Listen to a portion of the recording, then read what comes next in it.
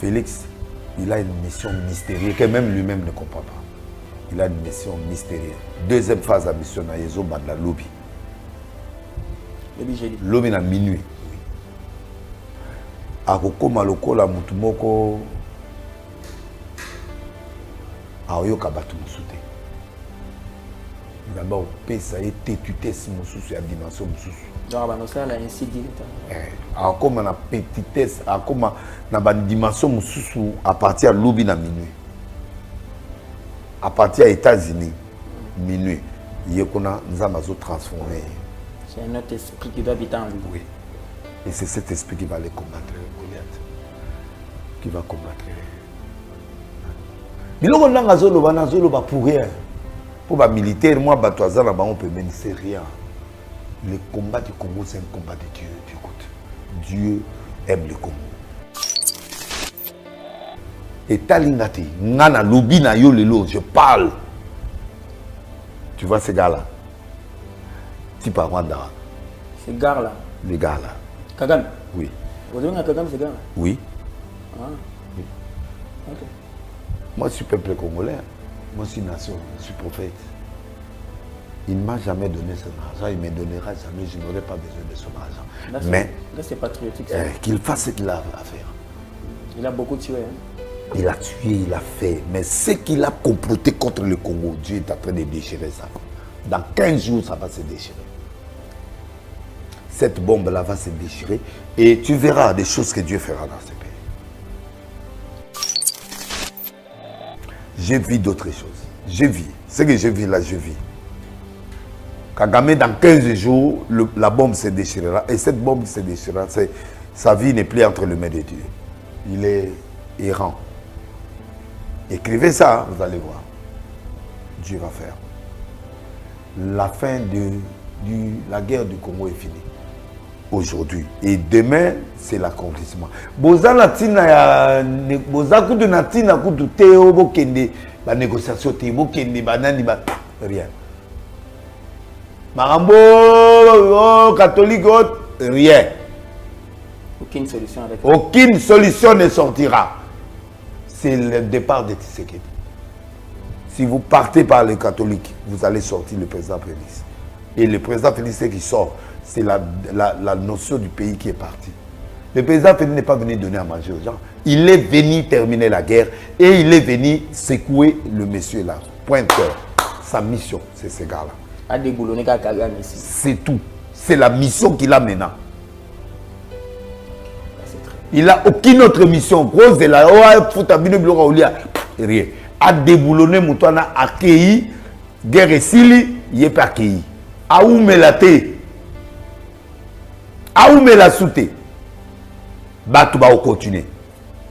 Ce que la guerre et sili, va annoncer tout ça, il fait, sili. Il peut partir. Il sera un héros. Guerre au Cécilité, président Ovanda. Dieu va les susciter. La seule personne qui peut faire face à lui, Kagame, c'est lui. Moutakosa la face naïe. Isaïe. Moniba Moïse, Katumbi, Batou, les restes là. On a balayé déjà. Ah, Batouti, Bakabila, Banan, non. C'est lui qui va faire face à Kagame. C'est ce gars-là. Il y a mon soutenir. Il a soutenu pour l'ambongoté, pour Pierre Ambongoté. Il a une mission. Il a une mission. Moi, je dois soutenir la mission. Manto Naye, Dieu est avec lui. Il faut Kagame Asuka. Il ne peut pas laisser ça. Moi, je suis pour ça. Mais il faut que le pilote va exécuter mission.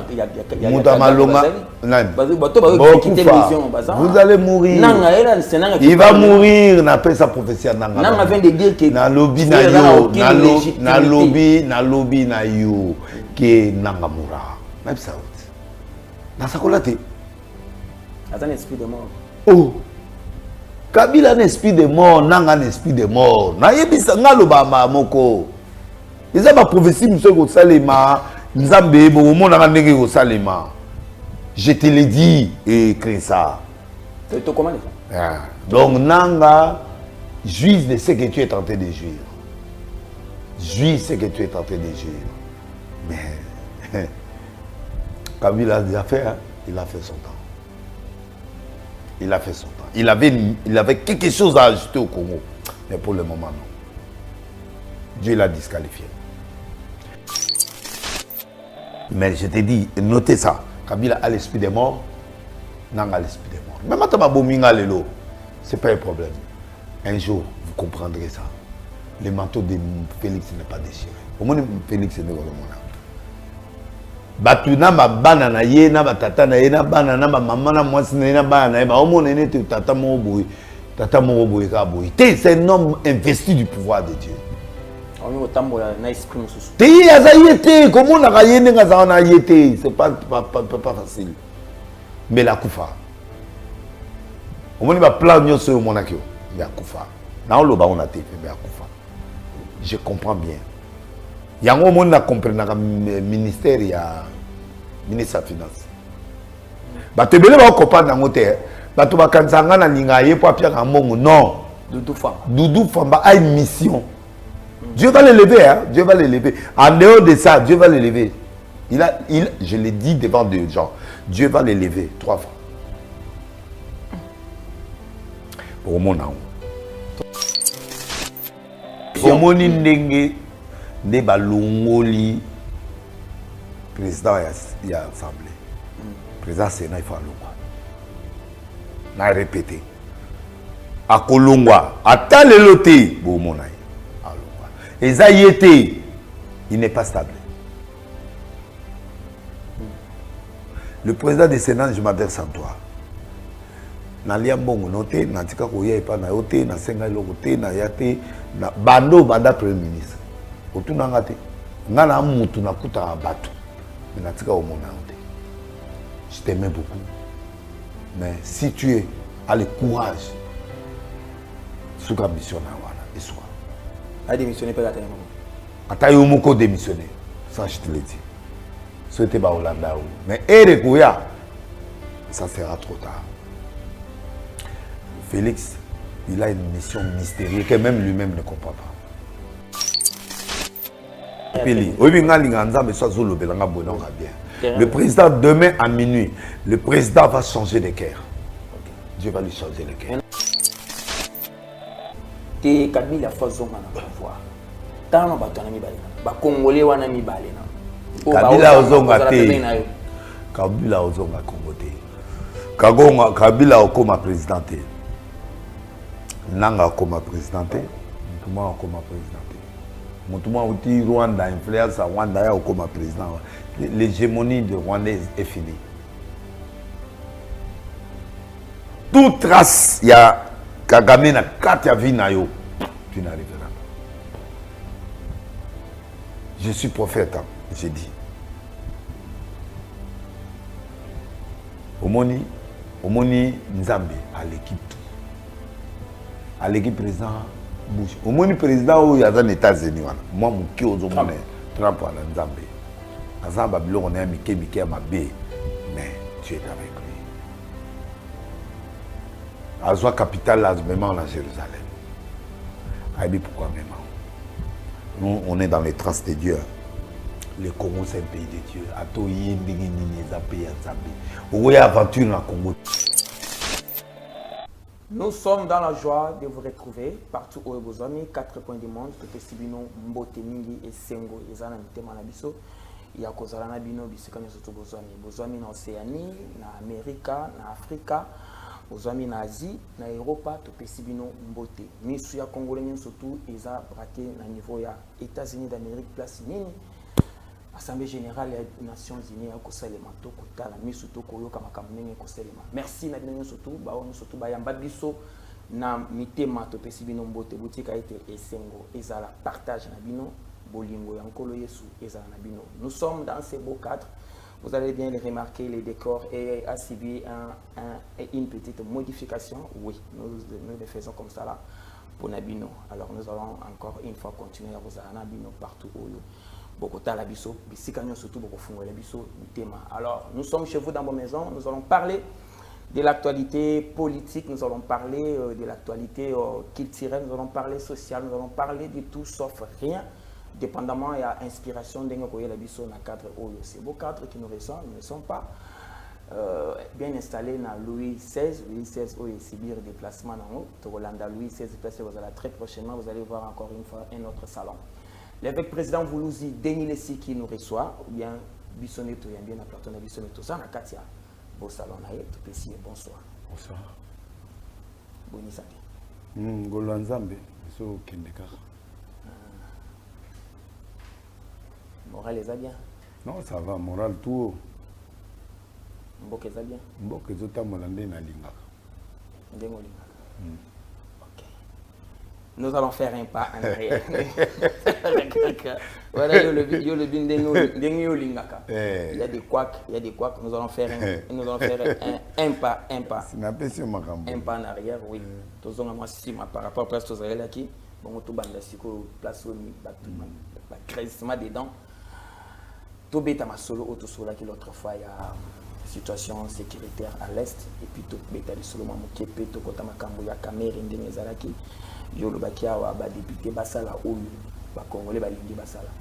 Est-ce que ba député basala oyo vous êtes satisfait? Oui, je suis très satisfait et puis bon parce que le pays ne peut pas tergiverser. On ne peut pas tergiverser. Il faut que nous en a place Moro. Caméra est devenu un blocage, on la lève et on avance. Mais il faut plutôt qu'il ne verrait pas. Il y a Sénat. Oui, ça en tout cas, moi je ne vois pas si on a touché caméra, on doit les toucher. En fait, la moitié de la promesse du président est déjà la moitié de son temps. Il y a presque, ils ont travaillé déjà. Donc, il doit avoir un nouveau souffle. Alors, moi, personnellement, je suis désolé. Je suis désolé parce que moi, personnellement, que ça ne m'inspire rien. Moi, pour moi, il doit partir. Oui. Il n'y a rien de spécial, il doit partir, il faut que les choses bougent. Mais lui, il est à détournement, contrairement à il n'y a pas de détournement, il y a des choses qui doivent. Il doit partir. On doit, oui, mais on peut pas, il était avec l'autre, donc il doit partir. Parce que il y a des choses qui sont toujours là. Yamabé. Oui, Maramoueza, Kokanzade, Maramouya Biété, Maramoueza. Ce qui est un échantillon congolais, pourquoi ça m'a fait Kende? Il faut Kende. Il faut Kende parce que le président a besoin d'un nouveau souffle. On n'a pas besoin de gens parce qu'ils ont besoin, non. Quand tu es amorphe, on ne peut pas te laisser faire. Si tu ne travailles pas, on ne peut pas te laisser faire. Il faut que les gens qui bougent, il faut les gens qui bougent. Nous sommes vers la fin, il faut les gens qui bougent des choses, qui font des choses. On ne fait pas... c'est pas l'époque des gens qui sont amorphes, les gens qui attendent des résultats, les gens qui ne font rien. Non, il faut que les gens bougent. Et ça, attitude naturelle, il y a ça, mais le con est dérangé? Non, c'est pas son habitude, il était attitude. Non, c'est pas son attitude, il était Premier ministre, il était toujours comme ça. Je ne sais pas pourquoi on l'a amené là-bas. Un président du Sénat, c'est pas comme ça. C'est-à-dire qu'il faut qu'il y ait l'animation, quoi. Et ça par rapport à quota géologique, non? C'est pas quota géologique. On peut prendre notre grand Kataka qui peut venir là-bas. C'est pas seulement lui. Ah, on peut toutefois prendre une autre quota. Oui, même Caméra est parti. On peut prendre notre quota. Ok. C'est-à-dire qu'un autre quota peut venir, mais grand Katanga peut être là, mais avec une autre personne. Ok. Le problème, c'est que les quota, non, mais photos à la représentativité. Représentativité est nécessaire, mais les jeux ne sont pas comme ça. Vous n'êtes pas non, les jeux n'étaient pas comme ça. Oui, il a vécu comment 2 ans et demi, c'est bon. Hein? Il a vécu combien de temps? Après l'élection 2023. Il peut se reposer, comme ça une autre peut venir. Oui. Une autre peut venir, il gère. Une année? Oui. L'autre peut gérer. Ok. Je n'ai pas de problème personnel avec lui, mais il faut que les choses bougent. Il n'y a pas un problème personnel. Non, mais il faut que les choses bougent. Avec Kamer, on avait des choses personnelles, non? Mais il faut que les choses bougent. Non, Kamer, il y a quand même des accusations. Non, lui aussi il a des choses. Lui aussi il a des choses. Ne t'en fais pas, mon frère, ne t'en fais pas. Il y a toujours des casseroles qui se déchirent. Nakoki kolobate dans lobby kaka, il faut que les choses bougent. Ça bouge pas avec lui. Ça bouge pas. Le Cameroun, ça bougeait. Mais là, cette fois-ci, ça n'a même pas bougé. Et lui, c'est Indé. À pas de tortue. À pas de tortue, ça bouge même pas. Vaut mieux quand il était Premier ministre. Okay. Ça bougeait quand même un peu, même 1 mètre. Mais là, ça bouge pas. Okay. Il doit partir. Tout il doit partir. Tout il était, il faut qu'il dise. Tout bouger. Tout on a bateau, oyo buskilaki. Tout bousquilé payé. Et bandage pas na. Et bandage pas na. Nous t'appelons bateau à 100 000 là. Fit à 100 000 bandage. C'est pas là. Comment yo nous soit open ça bateau 100 000 pourquoi? Est-ce que Kimia kuna eza signé na Kimia ezate to kenda inde makamwa caméra rapide to zongeli. Là c'est l'acharnement. Non, c'est pas l'acharnement. Je ne vais pas l'acharnement avec lui. Pourquoi? L'acharnement. Mais oh, il y a des bossos là qui est pas. Acharnement na ba. T'es na tout nié ba yela qui est le bosso pas. Bazar vendre parce que bongi. Non, na tout ni ba taka qui est pas. Bazomon est clarté. Voilà, il n'est pas clair et il reste amorphe. Il faut qu'il se développe. Alors, il faut qu'on change. Donc il est dedans, il est... Oui, lui aussi, c'est la même chose. Ça dit que les gens... Il n'inspire pas confiance. L'identité des gens n'est pas claire. Ça dit que tout celui qui n'a pas d'identité claire, qui n'a pas un langage clair, qui ne fait pas les choses claires, il doit partir. Okay. C'est le dernier mandat du président. Il faut faire attention. Okay. C'est le dernier mandat du président où on change la constitution, où on va vers autre chose. Mais là, on n'a pas besoin des hypocrites, on n'a pas besoin des gens qui parlent de progrès, on n'a pas besoin des gens de double nationalité, on n'a pas des gens qui ont des nationalités douteuses, on n'a pas des gens... non, on a besoin de 100% Congolais. Ok. Là, on a raison. En tout cas, moi, je suis désolé. Hein. Au fait, dans le moment où le caméra qui n'a pas de caméra qui ça me doit partir. Ok, ça me doit partir. Non, parce que tout avancé, tout évolué. Caméra, rumeur est circulée. Non, bon, Tamboli, bon, outil Kigali, et Tamboli, caméra, à Rokendete, bah député tout, il faut baser la servir. Oh, tout bas signataire à pétition. Mais député peut pas boire à il faut baser bien servi. Député peut pas boire à Voilà, caméra qui saute premier, qui dépose sa démission. C'est-à-dire, Aboyi Makambuya. Kuya kovanda amona ndenge vote ile kana parce bako humiliation papa député ndenge bazaki wala baba meme penda rando ya mbongo baba meme un par un ba memi loko par loko na débat avant ba vulongola e ba kenan na débat ba charger bien oh ba charger penda monde entier moni penda ke muto yo penda za na makambo à Coca justifié. C'est une fuite d'émission. Non, il a fait l'élégance. Il a fait l'élégance pour accentuer beaucoup de choses. Il a fait l'élégance. Un homme qui démissionne, il fait l'élégance. C'est la haute facture. Il a les jeux sur les tâches, il va dépasser ça. Non, il peut pas foutre de dommages intérêts, il faut foutre d'indemnité de sortie.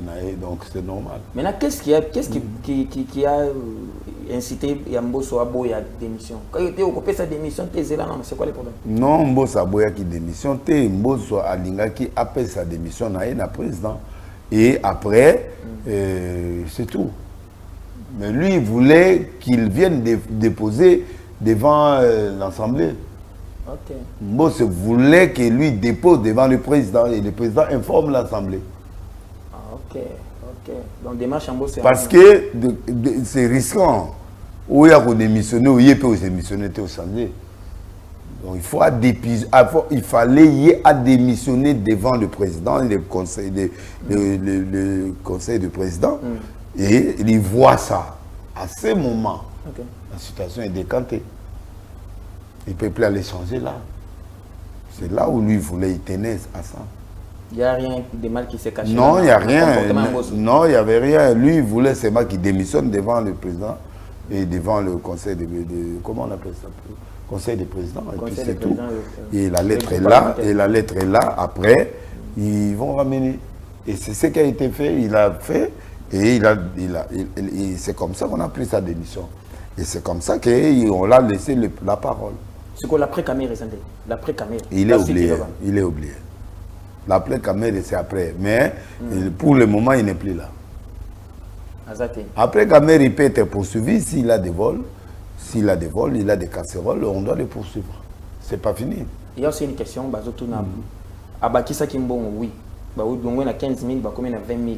Non, bon député, ça bon côté. Député, bon, ils allaient prime, ils allaient, ils allaient, débélé. Les invisibles. Oui, non, invisibilité, ils ont frais de fonctionnement, ils ont bureau, députation, bureau, loué, bureau rebellé. C'est ce qui amène. 20 000. Oui. Donc, ils ont que des salaires na bango ezali, monument na bango ezali. Après, fouti bon parlement banani ya kofuta droit à na bureau baminani et puis assistant parlementaire voilà assistant parlementaire et puis babilo mtunde yango ezomata. Et alors asika za bango te. Maintenant bon on est outia pour ya bakisi bana. O azongisha ne komi 20 000 outia. Bon on est. O ye caméra comme ça. On a batu na ye. On est parmi babilo ko ba osamba. Il faut samba. Député va bien au na souka. Ça dit il faut samba. S'il n'a rien à Osamba, pour me mettre, mais s'il a des choses à Osamba. Est-ce que caméra est total en un aspect, cette fois-ci caméra est devant la justice? Est-ce qu'il y a Obima Obimba? Obima ndenge to yebi makambu ezali. Pour fonctionnement ya gouverneur ni zandenge fonctionner kaka. Mais ya linga bimisa mboka ke to za na mbongo te to ala makambu ebele te mais il y avait l'argent. Qui va papier, va papier, va cotiser, va papier, non. Un gouvernement sérieux comme la République de même en tant que Parlement, il y a deuxième personnel, il y a deuxième institution à ma case. Donc il faut qu'il y ait l'argent là-bas. Et le Sénat, l'argent doit être là. Bon, total là, maman, ils ont continué, total la PMI, mais à Zali, ils ont continué là. La minute, on a résidé à plénière pour l'instant. Bango tout balongwe. Ndenga démissionné tout le monde va koyi. Mais na ndenge ya longwa na ndenge bango ba kene dernière réunion na bango ezaki ba tutu pour abi faut ba tutu ba kene. 5 wana ka ba ciblé. Il faut ba kene. Tout le monde tombe. Mais il faut pas tomber tout ba bombo ça nani. Ngoza zaka bien na biso a ozonga kaka na biso. Na chilumba ba zaki épargner, ba zaki a ozonga kaka na nani na âge. Bureau d'âge. Bureau d'âge là c'est quoi? Ah. Mbosso. Moi, vous avez dit niveau 83 ans, c'est avant ça, cop na âge. Ah, cop te âge na ende zo futa. Âge na ende futa. Avantage au battre l'autre. Avantage au battre l'autre. Pas vendeli. Ah, go vendre la paix à ça stratégie. Il doit nous donner les secrets. Bien bozo ayebi mamunaye adage. Atabo memi atabo démissionner a démissionner a oya na âge. Donc, au Bénin, Mangonga, il y a bureau d'agent. Moi, des semaines. Moi, puis le liaisongi, un président, donc, il y a un sous-président.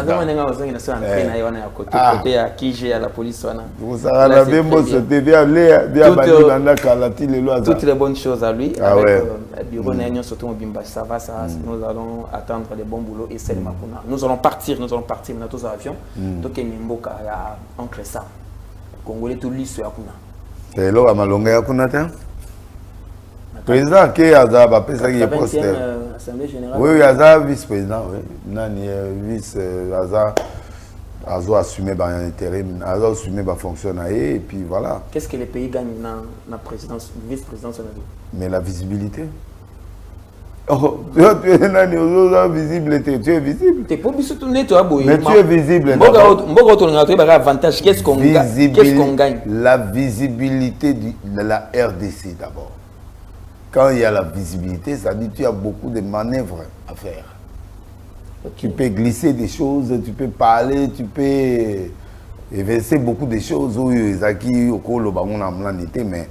il a un mot à dire. Ok. Il est dans la préséance, donc il est là. Mais à sa vice-président, à vice, non, c'est normal. Donc, il a un mot. Ça promet. Oui. Par rapport à ma tante Nabiso. Mais à Zalit. Ok. Président Azali, visibilité, ils ont mon nana. Bien avant intervention, c'était désert et Alelo. On l'attendait. Total en moto Nimba, mais aussi ça qui vient d'abord, on a récupéré bien après les avant-midi, tu récupéré. Ouais, c'est un qui récupéré, mais Trump a l'obaki quand même. Trump a déticété à l'obi dans le langage net au kangi biloko ebele pour un avantage na biso. À l'obi na 7 mois à gérer 7 conflits. Pour gérer. Parmi lesquels Rwanda et Kotaka na machete. Et bien na monoko Trump. Rwanda et Kotaka na machete bon ba Congolais na machete. Trump qui signifie encore que les Nations Unies au niveau et sunga été na ba démarche tout azosala. Réaction. Mais il dit la vérité. Lui c'est la vérité. Hein. Trump c'est Batoua Obeng président voyou tout ça, mais moi je le trouve, il est prophétique. Oui, récemment, il a une émission. Il a une mission, il est très prophétique. Donc, l'ONU, c'est rien. L'ONU, rapport, oh, résolution telle et telle, ça a une solution. Résolution. Ti, adaka maljok, to banda biloko wana, to banda na mubutu, ti lelo. On parle toujours des crises. Voilà, il y a toujours des réunions, des réseaux, droit de veto. Bon, Trump, il est malade parce que lui veut agir. Rwanda n'y m'achète trop, alors il faut akataye, il faut bakataye. Maintenant, quand ça se dit comme ça là, mais il est sincère devant la tribune, c'est une grande tribune, mais il y a trop de pays, tout le monde est là, mais ça ne marche pas parce qu'on prend des résolutions, les résolutions ne se voient pas. C'est quoi l'ampleur? Mais ampleur, il faut freiner parce que ceux qui y aiment déjà 4 idées, ça a une solution. Parce qu'il faut prendre du temps, il faut du sérieux, il faut... Non, c'est pas ça. Lui, il va direct à l'action. C'est-à-dire qu'il y a trop de bureaucratie, trop de manœuvres dilatoires, trop de choses. Quand on décide quelque chose, on décide, on va. Mais il n'y a pas d'évolution, il n'y a pas d'évolution. Tout ça, il y a une résolution, mon besoin pour avoir la solution. Il y a au monde, non, il n'y a rien. Il n'y a rien, c'est-à-dire le Rwanda... Aujourd'hui, des gens, voilà, Tchebank dans la zone occupée par les rebelles. Voilà, donc ils jouent, attaquer Batou, ils sont en train de faire n'importe quoi. Le M23 avec les trucs là, ils nous énervent, c'est ça le problème. Pour Bush, il doit agir. Ou bien, il peut agir. Hein. Voilà. C'est la meilleure organisation du monde entier, mais il y a trop de blabla à l'intérieur, il y a trop de démocratie, trop de... Je peux dire quoi? Des démarches administratives. Administration, il est qui trop? Rien n'avance pas, rien n'avance. Maintenant, Nato Kende, qu'est-ce que ça donne? Mais Trump va décider. Hein. Il va agir. Il est un des grands partenaires de l'ONU. Il va agir. C'est là qui n'a rien à y escalateur et Kati.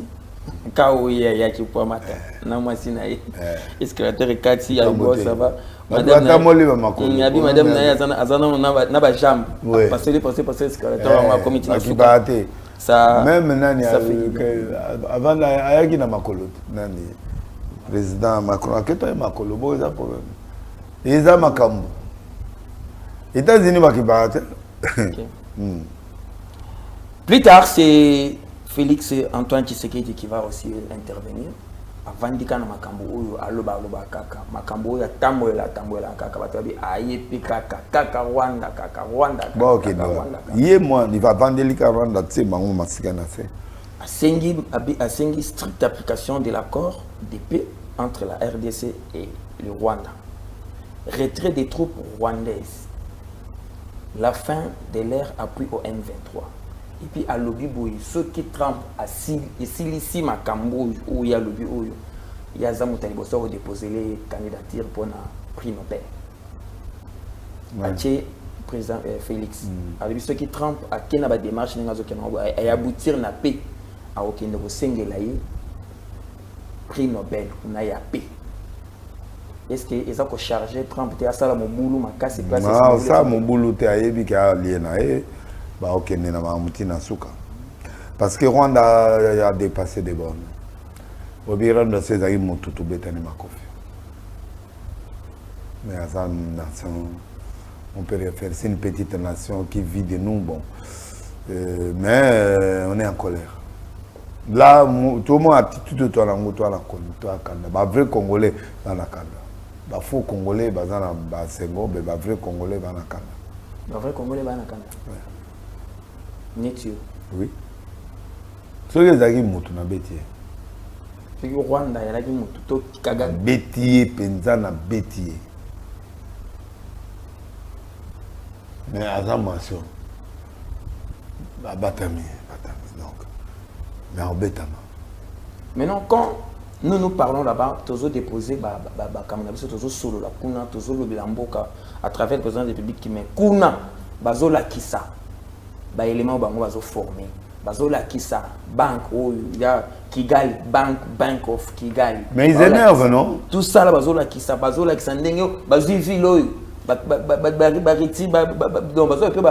récupérer ville récupérer quand tout cela se passe là ils ont ça et ça est l'autre pour l'engagement camouflage bazana suka soki bayi makasi mebaya qui on peut tout parler, on peut tout montrer, on peut tout faire. S'ils étaient forts, ils allaient venir. Toi, Basita, yo moni Congolais à mon aussi. Nanga banda loba da roya waya.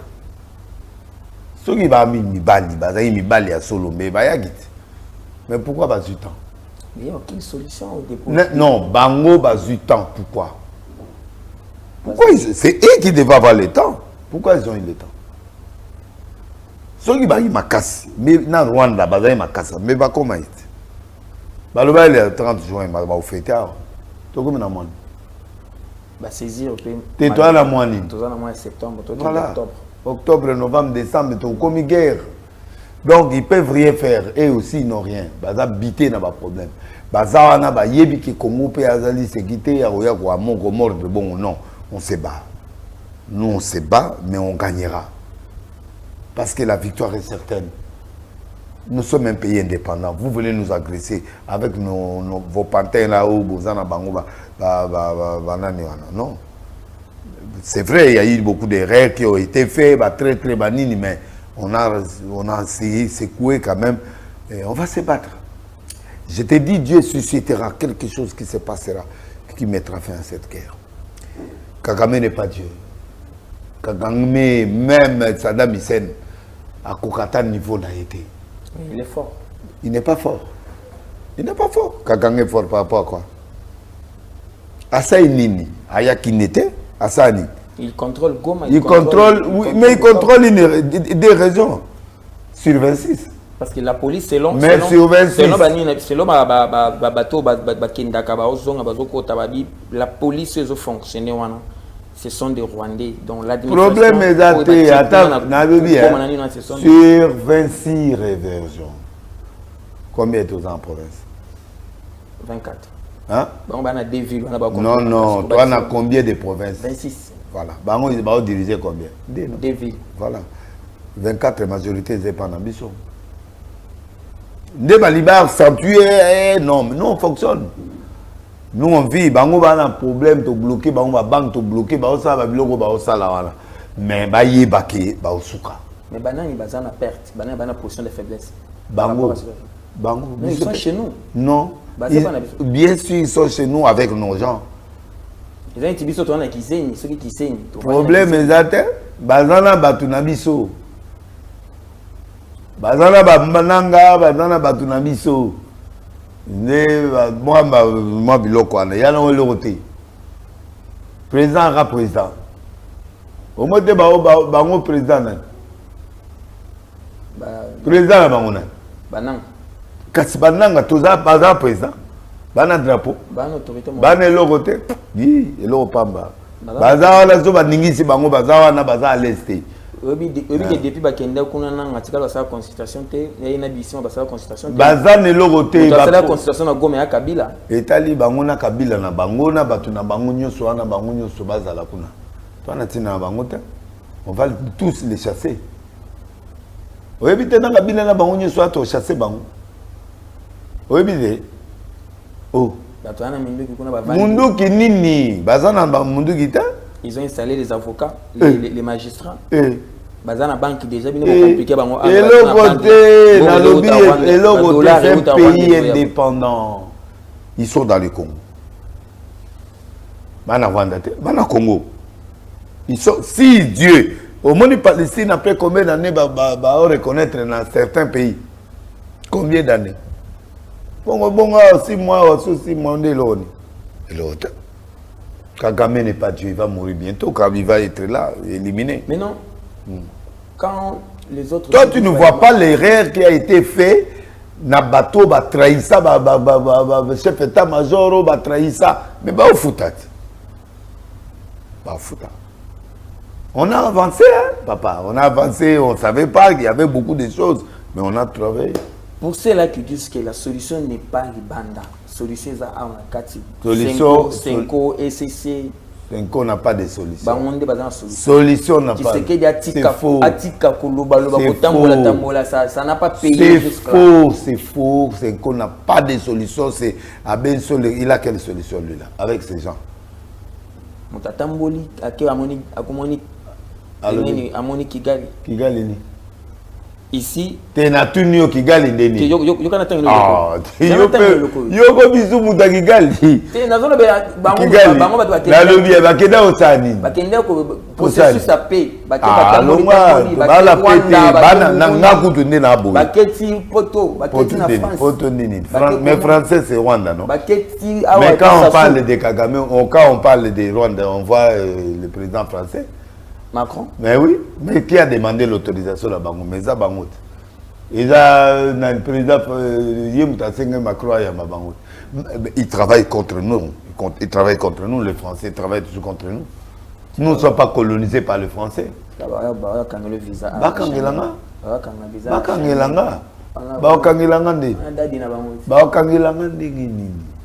La démocratie a commencé là. Il n'y a pas. Abe mutu na biso, masa na biso, mais a solo la mabe.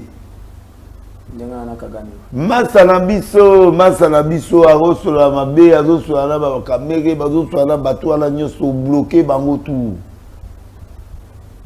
Asu na ba pays te, au moins te ba pays belé ils ont échappé. Biso za ba français te, biso za ba belge. Toi na bango te? Place Ezali, la solution de l'Afrique du Congo, c'est au Congo et il y a l'Amérique qui est très important pour nous. C'est un grand allié. Oui. Pour ceux-là qui disent que la solution est libanais, la solution, sans moi la solution, sans moi la solution. Sans moi la solution. Solution oyo bazoluka ya nani po bosolo la Kagame pour vendre bosolo la non de kozai mabe tout ça non, il y a pas de guerre au Congo.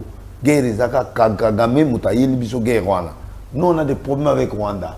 On n'a pas les problèmes avec neni na bakabilo ba okota na ba guerre. Bon on a te kimamamoza. Toi on a problème, il y a des individus. On n'a pas de problème de tout le monde. Les individus.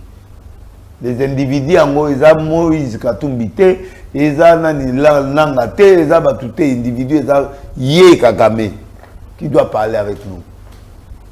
C'est tout. Et pour transiter Kagame, nous ne passons pas les États-Unis. Mais nous, entre nous, on va aussi là.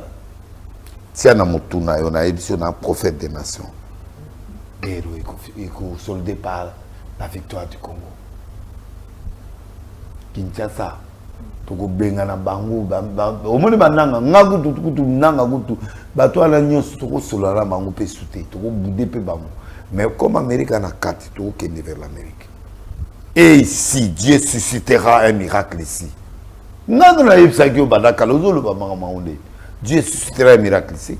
Pour changer la constitution. Vous voyez bien, IDP, c'est déjà la qui déjà. Tu vas changer. Bon, il y a une constitution, tu vas changer la constitution encore. Ni n'a pas besoin de ta constitution. Mais il y a beaucoup d'erreurs dans la constitution, tu vas changer. Kabila Moutayana Bloko Naïwana. À modifier, tu vas changer.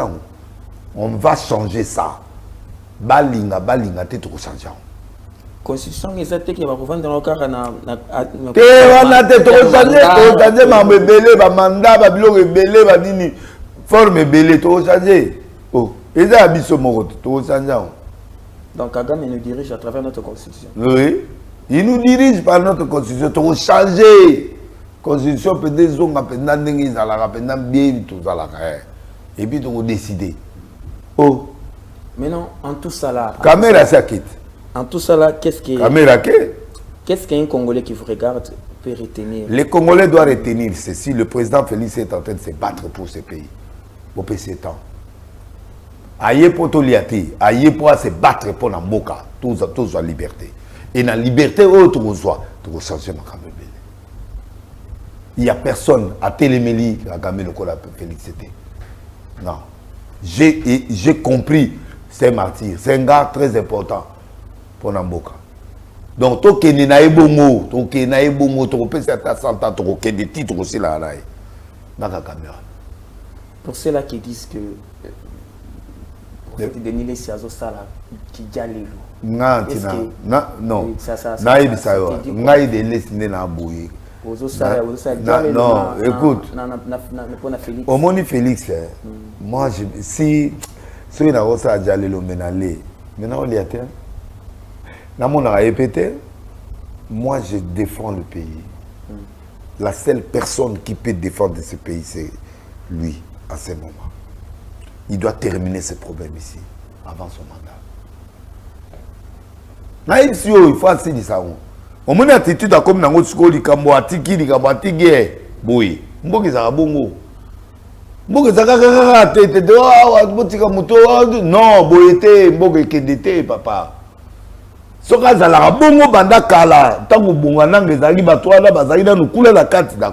Mais azali flou.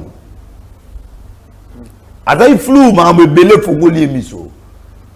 Azali délivré nano a comité. Sur 100% de délivrance, au moins 30% déjà salés. Dieu est en train de les délivrer. À Romon à Makambo. Ah, il y a un débouillé, Azali on a 30%. Mais déjà 30% pour un président, c'est déjà beaucoup. Hein.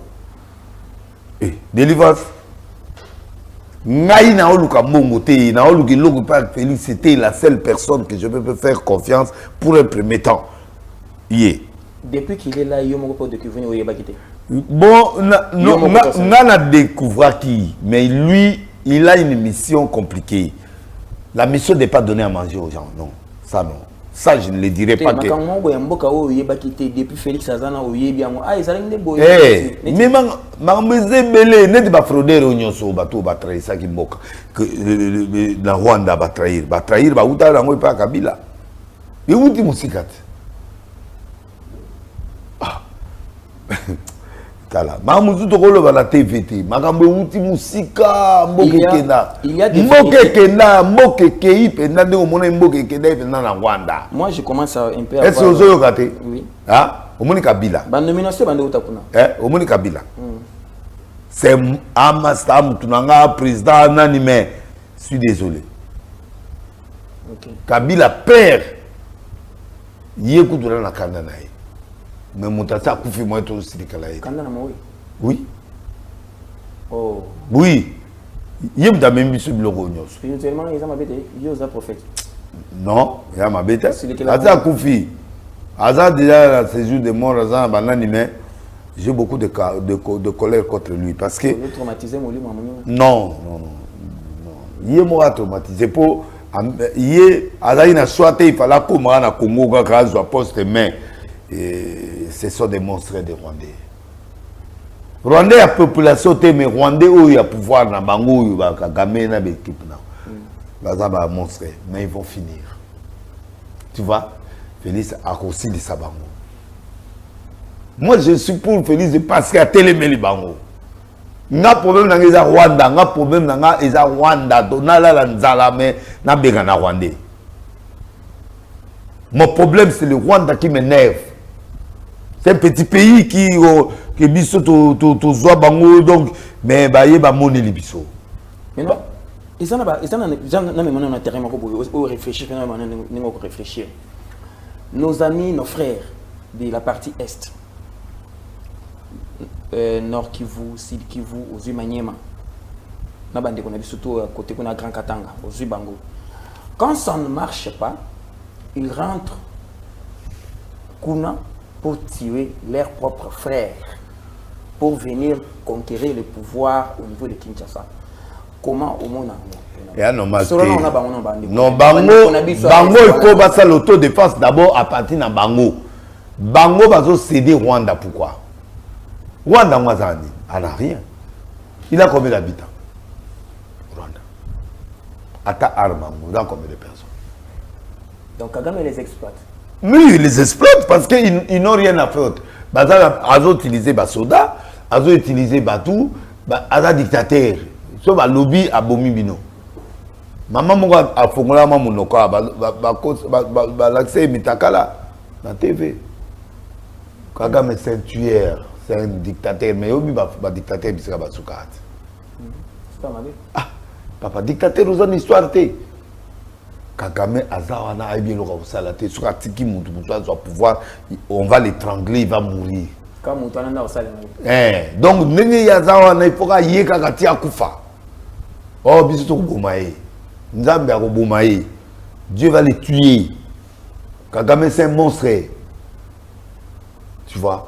Donc, Moutako Souki Saï Siko a tenir les têtes, Félix. Vous ne comprenez pas. Et puis, les Congolais, Oyo Bazana Est, Bino Mokobo Sal autodéfense, Boba n'a pas signé. Lito Inini a Tchaka Bango, comment on a niveau Lito Yezali Kakake, Bango, Balingi Mbongo. Balingi Mbongo. Donc, quand Kagame nous traite de Congolais. Mais c'est l'argent. Bon, mais c'est ça la faiblesse. Mais c'est ça. Ce qu'on pense Congolais Mbongo, c'est fini. Traiter Bango à niveau Mbongo, c'est l'argent. Mais c'est l'argent, papa. Il n'y a qu'une maladie, c'est l'argent. Les Rwandais achètent le peuple congolais par l'argent. Mbongo na biso mo mais bazo ozo c'est la biso. C'est tout. Ce qui katanga partout on a tout boudé. Tobi non to côté la tata na to côté là. Mais ça finira. Oui, c'est l'argent.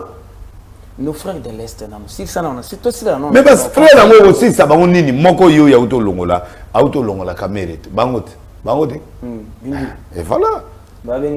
Mais c'est ça. Ce qu'a vu décision. Oh bah Rwandais, c'est pas grave mais au moins à Longolier. C'est-à-dire que nous sommes obligés. Tout le monde là-bas, Congolais, nous sommes na double nationalité, na ba poste clé à Mboka en attendant. Tout pour ça, bangona. Au moins, la mère, n'a pas vendu nanda pour comprendre que ouais, non, na osa blacké. Tu as senti que Congolais pendant, il dépêche de l'ongolier. Boyo kantinani. Papa, nabi, bon type na mutana. Bimula muni. Te na tuni amuta dépêche. Mais cassé à combien il dépeste. Mon président a dit président de la commission d'année. Azalé.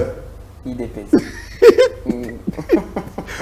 Yo zo ke de mutika nini ba kepe ba o ke ne pe pa ya mutu ngana ni comme Kabuya masala ngaba ke pas Kabuya no kona bino. Président il boke non vraiment il faut de solo live. Abi il faut que j'aille l'autre. Il faut que je prenne du temps. IDPS a fait la politique pour détruire son allié. Voilà, au moins IDPS au monde IDPS. Bah toi kala, bah toi le loté, bah il politique. Ozoganga. Bah on t'a fait et le go ba rataka l'élection, c'est go ba ozwango. Kabouya a la masse, alors moi, Netflix, c'est quitté, camarade, oh, a vraiment tout. A ça, Berer, naïe, mais c'est quoi, a rectifié. Arrête, baloba yem da tiagaï. Baloba yem da tiaga kabere. Yemoko a récupéré ce coup. Au sommet, Nazo lié littéralement l'agréable. Qui sait qu'il y avant de partir pour les États-Unis, avant de va tomber dans la crise. Non, non, vous avez raison. Oh. Comme ça, la tête. Atiki Kimia n'a parlé à qui? Atiki Kimia n'a parlé à qui? Comme ça, va jeter. Mais ma beza. Ezar, ma baiser belé, ma camouze belé. Ma beza. Ezar est belé. Parce que ce qui va permettre à qu'il paraît, soit permettre qu'Amérique abîme ma frontière, moi comme. Abimate, Azawa, toi na email. Abimate. Abimate. Atabeli. Abimate. Sans traitement Ezawa. Sans fonction. Awa belit. Awa obela. Sans fonction. Oyebi ma belaka. Sans fonction. Obela te parce que Azaki bien, Aza bien. Bon, mais la température, le retour à sa bien. Abimate, t'es abimate. C'est le tabel à rater et à la Kengo. Depuis avant d'être calme. Eh, bango tout wana bango bimate. Moni mboko, to vanda bisyo ça. To liana bisyo nyoso awa. Moni o sali pona Congo il qui Dieu prend le relève. Kotang langa ba catholique terre. Kotang langa ite. Comme tala na yebisio na komo nzambo nga nazo sambela. Les catholiques ce sont pas des gens. Bavanda. Chole. Je l'ai dit qu'on a mais avanda. Un hôtel na mboko sina kutu. Atonga hein. Tonga hôtel. Hôtel zo songa batala. Yo zeli au même hôtel na muninga mabe. Il a pas ça olala. Té. Il a pas ça olala. Ande bolanga yi. Adonga onde. Ah, Nambonga mabonza. Mabonza. Ya la paroisse. Bonus kazana. On va passer sango. Ma pape. Dans le biboy. Donc là on sait quand même dans la logique papa. Congo est un malade à niveau moko. Oui, le président est à 30% de délivrance et biso peuple toujours avancé dans la délivrance. Au moins le peuple congolais. Dieu va les délivrer. Au moins trop au monde trop au moins c'est un monsieur que Dieu va utiliser pour le Congo. Trump. Le Congo sera sauvé par le Congo lui-même et on va utiliser Trump. Azo amourir biso ba visa biloko belé zali net minute azo amourir biso. Mais il est utile pour nous. Mais nous, notre force c'est nous-mêmes. Et le président, il est en train d'entrer par-ci, par-là, pour toute sa guerre. Guerre aux facilités, président Ovanda. Dieu va les susciter. La seule personne qui peut faire face à lui, Kagame, c'est lui. Moutako ça la face naïe. Isaïe. Moniba Moïse, Katumbi, Batou, les restes là.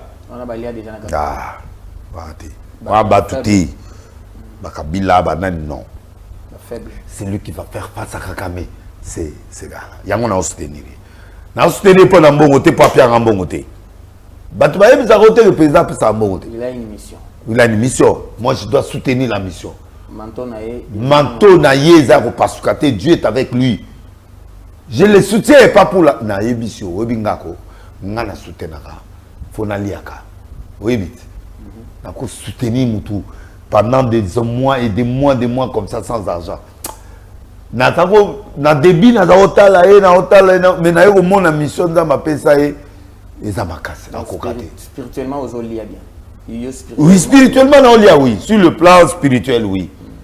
Parce que c'est lui qui peut faire face. Parce que tu te réveilles chaque jour un message. Chaque jour là mon cause un message. Oui, parce que c'est lui qui fait face à Kagame. OK. Kagame il faut Moutoumoua tirer au penda face. Na moni penda c'est que de tirer les faces. A préféré à Koufanzala, a préféré à Zui, a préféré Congo et Téléma que lui là. Nazo rapproché Moutoumou copé à parmi bateau yoba ba commissaire ba message na bango lui a localisé un appel na yo monanga c'est un jeune autant comme on a été parce qu'il n'a pas voulu comme on est en habit comme on est au bimas joka beaucoup tanaï n'a pas ça comme on a il m'a vu il a dit ceci après c'est un exemple à Libye avec mon Libye sort dans le lieu parce que Obama est président en exercice oui sort en Bokao ça passe au moni Kadhafi wana le ba le là oui ba le là mais moi je voyais Kadhafi partir je voyais la souffrance de la Libye. Mais il ne peut pas les peiner. Il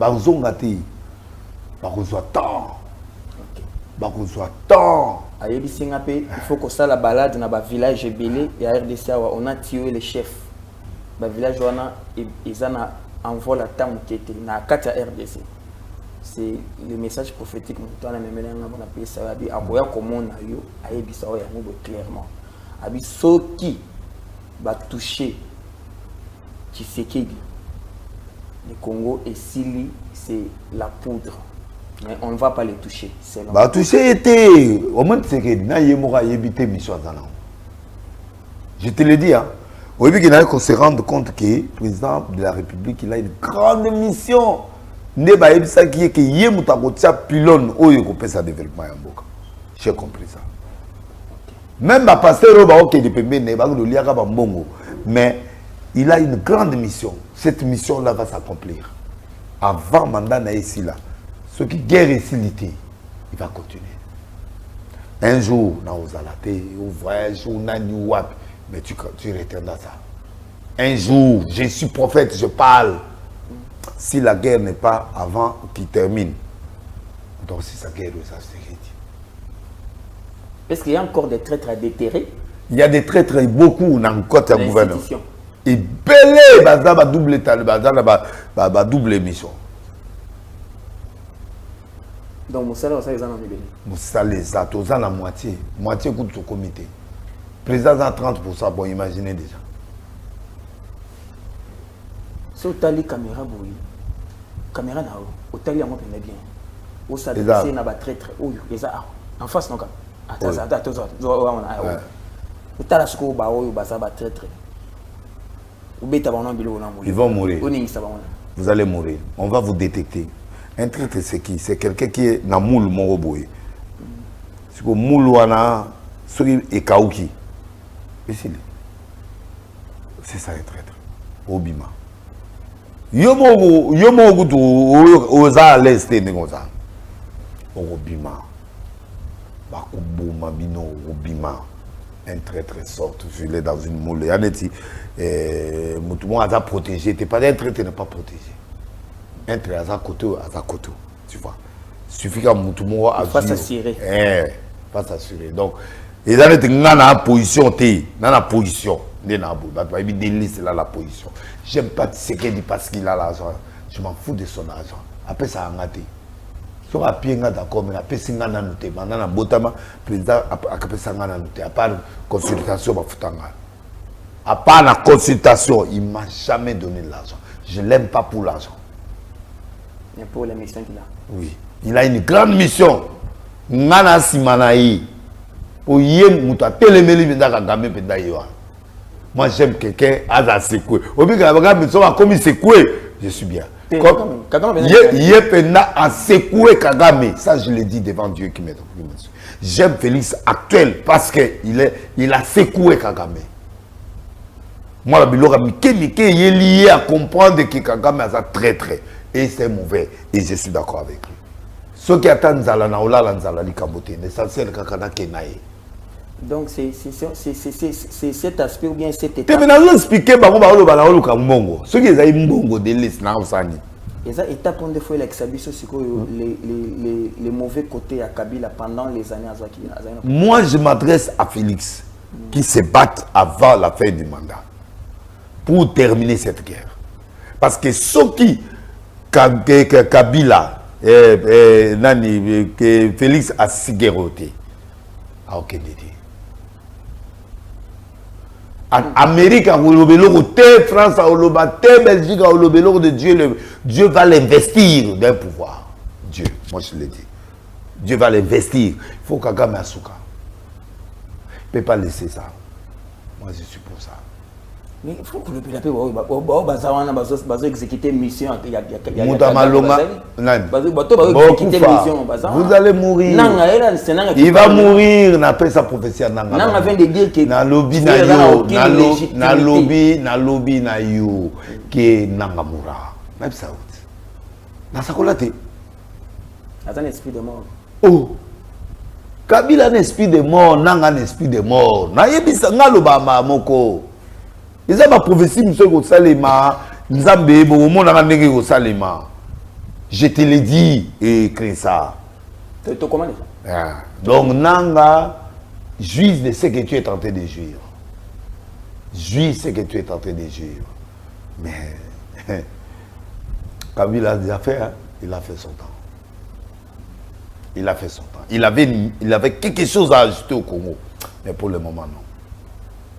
Dieu l'a disqualifié. Prophète, bon, à Brazzaville, soit déjà au coma, mais moi, je dis une chose. Mon problème, c'est Kagame. Tous ceux qui travaillent avec Kagame pour venir prendre le Congo, on n'aura plus cette place. C'est déjà Ezakina Eria Kabila. Kabila fait ça. Ça passera pas deux fois. Dieu n'utilise pas des personnes. Damasalam. Il est riche en bonté. Oui, bien. Oui. Ça dit qu'il peut utiliser d'autres voies pour atteindre. Mais pas la même chose. Kabila Bandaki, Kabila Pera Bandaki, non. Ça c'est pas. Ayagi la péteignoso, mon été, aye na ye, azui, azumboka. Il n'y a plus. Il n'y a plus. Cette époque n'existe plus. Les choses ont changé, Dieu a changé les choses, les barrières sont là. Mais je te dis, notez ça. Kabila a l'esprit des morts, Nanga l'esprit des morts. Même si ce n'est pas un problème. Un jour, vous comprendrez ça. Le manteau de Félix n'est pas déchiré. Au moins, Félix est né dans le monde. Batuna ma banana ye na batata na ye na banana ma maman na moi na banana ba au monde ne tata mo boy ka boy. C'est un homme investi du pouvoir de Dieu. C'est pas facile. Mais la Koufa. Au moins, il va plaindre sur mon akio. Mais la Koufa. Je comprends bien. Il y a un monde qui comprend le ministère, il y a le ministre des Finances. Tu peux comprendre dans le terre. Tu peux comprendre non. Doudou Famba a une mission. Dieu va l'élever, hein? Dieu va l'élever. En dehors de ça, Dieu va l'élever. Je l'ai dit devant des gens, Dieu va l'élever 3 fois. Pour mon nom. 3 fois, c'est-à-dire comment Naïbité. Naïbité, il aura commenté, mais Naïbité a 3 élévations. Je l'ai dit devant Dieu. Il allait louper quelque chose, mais c'est passé. Nyoka moi le kaka wana nyoka moi le kaka mais nyoka moi kufi soka zwaka fwamba pa beaki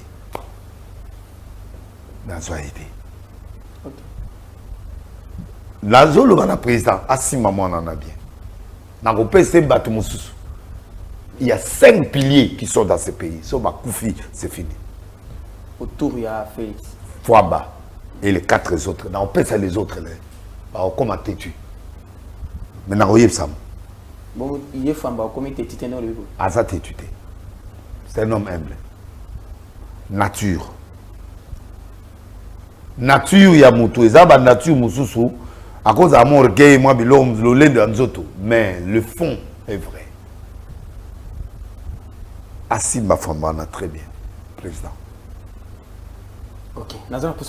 Ok. Donc, papa, ma facilité. Tu es toujours sur la vu le combat, niveau dimension dans la mosiko na dimension. Oui. Parce que normalement les gens n'ont pas ça dit biloko de poser bima. Makamela poser. Et dans la place to comédie na minute. Par rapport au combat. Omoni ndenge ne balongoli président ya assemblée. Président Sénat il faut alongwa. Na répété. à Kolongwa, à Taleloté, Bomonaï, à Longwa. Et Zayete, il n'est pas stable. Le président du Sénat, je m'adresse à toi. Nalia mbongo noté, natika koya epa na yote, na senga lokote, na yate, na bando banda premier ministre. Otu nangate, ngana mutu na kuta abatu, mais natika omona yote. Je t'aimais beaucoup, mais si tu as le courage, souka missionnaire wana, et souka. A démissionné pas gâter moko. Atayo moko démissionné, ça je te le dis. Souhaitez ba Hollanda, mais ere koya, ça sera trop tard. Félix, il a une mission mystérieuse que même lui-même ne comprend pas. Il a une mission mystérieuse. Deuxième phase de la mission, il y a un lobby. Lobby à minuit. Oui. Akoko maloko la mutumoko aoyoka batu musute. D'abord, pesa été tutesse mususu à dimension mususu. Donc, ça là ainsi dit. Comme na petitesse, comme na ba dimension mususu à partir de lobby na minuit. À partir des États-Unis, minuit, il y a nous avons transformé. C'est un autre esprit qui doit habiter en lui. Oui. Et c'est cet esprit qui va les combattre, Goliath. Qui va combattre. Mais là, on a pour rien. Pour les militaires, moi, on peut même c'est rien. Le combat du Congo, c'est un combat de Dieu. Écoute, Dieu aime le Congo. La nation, tous les pays du monde entier, un pays est riche comme le Congo. Tous en Mabile, tous en Maï, tous en Nyoso, tous en 1 mètre carré à déserter. Le seul pays. 1 mètre carré à déserter, on a l'eau, on a tout, on a toutes les richesses. Il y a un moment où mais maintenant Dieu veut instaurer. Quand tu as des Bakansariza, il y a un moment où Congo. Dieu va donner un autre esprit au président de la République, au constateur. Mais vous êtes nombreux les hommes de Dieu. Non, ne me parle pas. Ne me parle pas des hommes de Dieu. Les mal n'est c'est vendre biso. Les supermarchés ils ont bisoté. Les banques ils ont bisoté. C'est pas grave. Les hôpitaux ils ont bisoté. C'est pas grave. Est-ce que vous avez la sécurité na yo? Vous avez la sécurité na yo? Na. Na moto pas mat. Mais moto président ils ont si l'Éternel les bâtit, c'est lui qui bâtit en vain. Mais si Dieu protège, à tout outil là, nous allons là, nous allons l'autre. Na bande selon le baki. Ba supermarché za kaya bisoté. Naibi. Ba hôpitaux za kaya bisoté. Minene tout za opérationnel za ba radio ba scanner za bisoté. Naibi. Ba banque za kaya bisoté. Naibi. Ma BO aussi vandi na chef de quartier na Elongwa ebima na bisoté que président zo a délivré à 30% de l'élevage. Est-ce que ça m'a séqué? Je pense que vous avez soigné bien. Oh. Na micro. Oh. Na kotama ba l'église se soit infiltrée. Na zo pas zo moko déjà. Ekoka. Donc ekoki na mutu moko te a aussi manga. Papa Nzambe. Ce qui au moni ba siminga, c'est que Dieu a autorisé. Ngape na sengi ba invitation à l'église mikolo ko na ke na raté. Yo mona ngana l'église de siècle infiltrée. Yo mona ngana bimate. Na bande ko na biso. Yo ngana bisa. Au moni nanga na bato a nyoso. Ba ça il roté. Demain à minuit, le président va avoir un autre esprit. Esprit wana yoka subatute. Akoyoka quelques personnes. Batu onzamba ko tchape mena yepo amema mboka na dimension mususu. Na epsolo. Ce qui guerre silité, Dieu va prolonger le mandat de Félix. Glissement. Et talingati, ngana lobi na yo lelo, je parle. Tu vois ces gars-là? Type à Rwanda. Ces gars-là. Les gars-là. Kagame. Oui. Vous avez un Kagame, ces gars-là? Oui. Ah. Oui. Ok. Moi, je suis peuple congolais. Moi, je suis nation. Je suis prophète. Il ne m'a jamais donné son argent, il ne me donnera jamais, je n'aurai pas besoin de son argent. Là, mais c'est patriotique. qu'il fasse cette affaire. Il a beaucoup tué. Hein? Il a tué, il a fait. Mais ce qu'il a comploté contre le Congo, Dieu est en train de déchirer ça. Dans 15 jours, ça va se déchirer. Cette bombe-là va se déchirer et tu verras des choses que Dieu fera dans ce pays. Tout ça, ça n'a pas ça. Caméra no kaya mwana poto na moni mama place au terrain mususte terrain vous êtes très Nzambe le lao lobelanga na sepeli obi ngalinga nzambe so zo lobelanga bonanga bien. Le président demain à minuit, le président va changer de cœur. Dieu va lui changer le cœur. Maintenant tout à la siko batumi balé. Tout à la batumi balé. Bato bazo betela nanga maboko. Nanga yaka. Départ 4 coins il y a arrivé de moitié du Congo. Nanga yaka. Mutu moko yewana. Mutami balé ça te Kabila fazonga na pouvoir. Tano batona mi balé. Ba Congolais wana mi balé na. Kabila ozonga te. Kabila ozonga Congo te. Kabila okoma président te. Nanga okoma président te. Mutuma okoma président te. Mutuma uti Rwanda influence à Rwanda ya okoma président. L'hégémonie de Rwandaise est finie. Toute trace, il y a Kagame na Katia Vinayo, tu n'arriveras pas.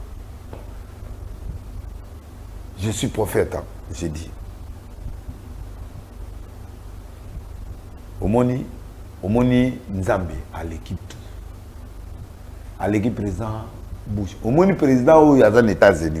Moi, mon qui aux hommes, Trump à Nzambe. Nzambe, on est un Mickey à ma baie. Mais tu es avec lui. À soi capitale, là, même à Jérusalem. Aïe, pourquoi même? Nous, on est dans les traces de Dieu. Le Congo, c'est un pays de Dieu. Atoye, Mbingini, les pays à Zambie. On y a aventure dans le Congo. Le Congo est Zamboka et Zambie. Tu n'auras pas. Personne ne s'aventurera plus ici. C'est la délivrance du Congo. Dans 15 jours, et là, on y a tout ce qu'il fera ne réussira plus. Et Simba Souté, Dieu m'a dit ça. Bombe, tous ces secrets seront déchirés. Dieu va les mettre en nuit. Dans 15 jours, je dis bien 15 jours, prends la date d'aujourd'hui. C'est quelle date aujourd'hui? Le 23. Le 23. Le 24. Dans 15 jours, tous ces secrets seront dévoilés. Bon, au monde, le président Félix, nous allons aller là. Lobby à minuit, après c'est Moutemasika. J'ai dit na minuit, donc vendredi. Alinga te na lobby à Wazoyo Kanga, basala tout émission et bandatongo. Moutemane go changer. Aoyo ka suba tout ça. Akoma tétui na niveau monga oyo. Au moins changement sali. Na dernière minute, oh côté moto yo kalanga kota. Il a changé. Hein? Dieu l'a délivré de 30%. Je l'ai dit. Il est en train de continuer. Et cette nuit, Dieu va lui donner notre cœur dans la nuit de demain. Il va avoir un nouveau cœur. Au moment où Doudou Famba, Doudou a maté 3 fois. Comment on sait que Doudou Famba dauphin. Je ne sais pas. C'est 3 fois. Nabi, je ne sais pas. Je ne sais pas. Ministre d'État. Nabi, je ne sais pas. Je deuxième fois, je sais pas du Premier ministre. Je ne sais pas ce qui sera. Je répète, je n'ai jamais dit ça à la télé. J'avais vu, mais là Dieu me dit ça. À Simbaye. C'est-à-dire Doudou Famba, ministre d'État, Doudou Famba, vice-premier ministre. Naïmi va fonctionner. Ministre, premier ministre, Doudou Famba, président de la République, c'est qu'il a Azad Dauphin. Koya Robomisa été. Il aura 3 éléments. Azad Dauphin. Je ne sais pas. Mais on a lobby, retenez ça. Nous écrivons. On a lobby Lélo, retenez ça. Devant le Dieu d'Israël, Kabila n'aura plus le pouvoir ici. À quoi forcer le pouvoir, mais on s'en fout. Nanga n'aura plus de pouvoir. Aucune personne de Kagame n'aura le pouvoir ici au Congo. À partir d'aujourd'hui. Donc, ça a déterré mon corps. Nalobi, balle nae, bombe Moïse en Ezo parce que dans 2 semaines. Ce qui passe qui c'est fini. Et quelqu'un me perd sa vie. Dans 2 semaines, partant, sa vie, à partir de 15 jours, sa vie est ballottée. Je l'ai dit devant le Dieu d'Israël. Sa vie sera ballottée. Je sens que autour de ça, le voyage astral. Nauti musika. Omoni bilo na omona siko bilo na omona kamisinga. Na mona nzambe kala. Na yoka nzambe kala. Omoni liboso na sa analyse. Mais là je parle le signe éternel. Non, c'est je suis dans le signe de l'éternel comme je suis ici là, je suis dans le signe de l'éternel. Président tanga ozonga boya yoka ba tout sauter. Et ce qui a coquille correli si sa guerre wala té, Dieu va le prolonger. Mais la prolongation na yi la guerre finira. Et il laisse les travail. Mais on a attaqué mon gouvernement. Tout le monde maintenant va te libérer, va te quitter mon gouvernement, va quitter tout ça. Tu veux te dire à mon gouvernement.